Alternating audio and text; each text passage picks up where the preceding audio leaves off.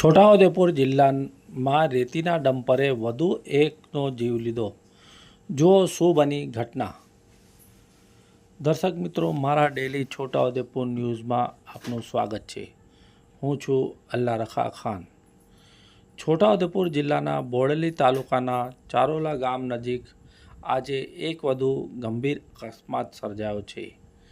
રેતી ભરેલા ડમ્પર અને બાઇક વચ્ચે થયેલા આ અકસ્માતમાં બાઇક ચાલકનું ઘટના સ્થળે જ કમકમાટી ભર્યું મોત નીપજ્યું હતું.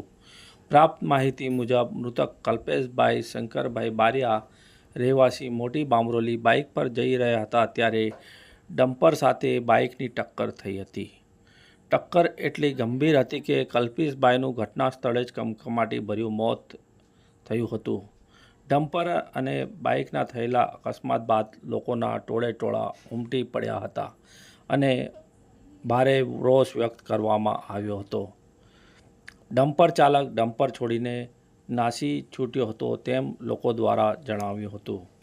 અત્રે ઉલ્લેખનીય છે કે છોટાઉદેપુર જિલ્લામાં 24 કલાકની અંદર ડમ્પર દ્વારા આ બીજો અકસ્માત થયો છે.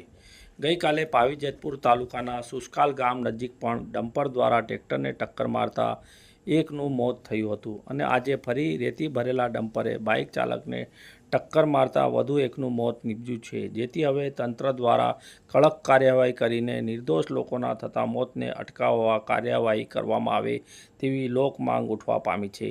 ઘટનાની જાણ થતાં ઘટના સ્થળ પર પોલીસ પહોંચી હતી અને કાયદેસરની કાર્યવાહી હાથ ધરી હતી અને 108માં બોડીને પોસ્ટમોર્ટમ માટે મોકલવામાં આવી હતી.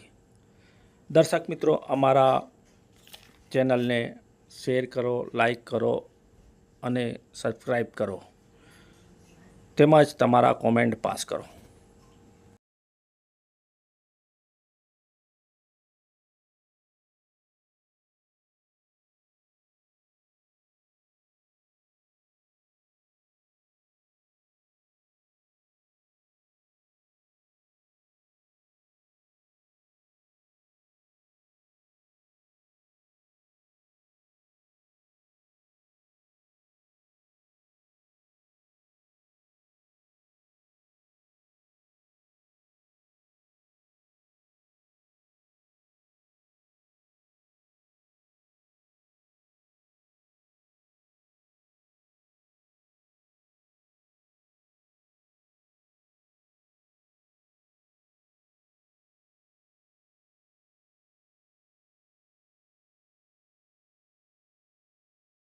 બોલો.